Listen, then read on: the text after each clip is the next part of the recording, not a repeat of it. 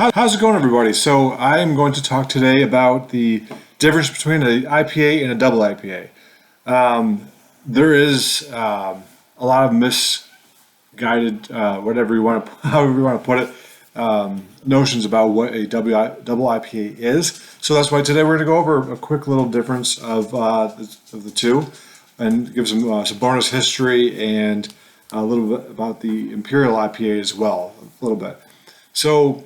We're not going to go too much into brewing on this one. It's a little bit, but mostly just the difference because a couple times at the beer stores in the past, someone has told me, "Oh, it's double the ABV and double the hops." Well, they're kind of right. It's more, but and then I realized they were serious. I was like, "Oh, okay. Well, let's talk about this," because obviously some people do not know the difference, and that's okay. That's what the information of the internet is for.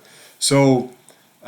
Typically, an IPA can be between anywhere from 5 to 7 some odd percent, and somewhere between 45 and 80-ish IBUs. And that's a normal IPA.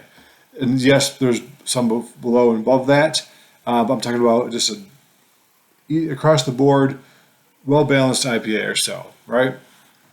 A double IPA does not have double the hops, double the booze, double everything. It's actually just a percent more or so. Instead of 5 to 7 ish, it's probably more like 7 to 11 ish, right? And that's is a broad, high level percentage. I'm not giving there could be some a little below, depends how it's built. Maybe use a brute type technique or something like that, okay? This is just the general version of the IBUs would be probably between 60 and 120 or so. And that's a general guideline. That's a guess because there's no really strong definition other than the beer judging criterias out there, like the Great American Beer Fest and stuff like that. That is kind of the guess there. It's not 100% double. I just realized I gave a double number of what the IBU could be, but it's not a double amount of actual hops.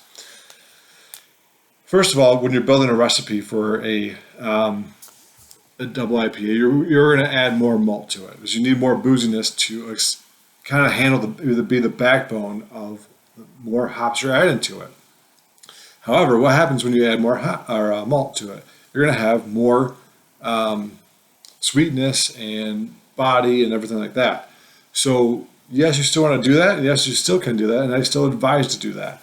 But let's say you want to dry it out a little bit and have those hops stand out over the malt, not too much because otherwise you have a kind of a lopsided tongue bruiser sort of thing that you might not actually enjoy. But I would say add some sugar to it, simple sugar. That will dry it out. And now watch how much you add, of course. I'm sticking between a half pound and a pound or so for like a, 1070 to 1090 beer or so in terms of gravity. So when you add those all together, you're not looking for a booze bomb. You can make an 11% one, but when you get to that high, you have to make sure you're balancing this out pretty well. You're not getting too much booziness. You make sure your fermentation and your high gravity techniques are well in place. But again, to kind of dry that out, to let the hops stand out over the sweetness of the malt, I would just look at some table sugar. And again, not too much. So what is the history behind the double IPA? So as most people know, I've already done a video about the IPA. Turns out it's mostly just a marketing gimmick because IPAs tasted great in India because they're so hot. It wasn't to make the actual long voyage down to India. Spoiler alert.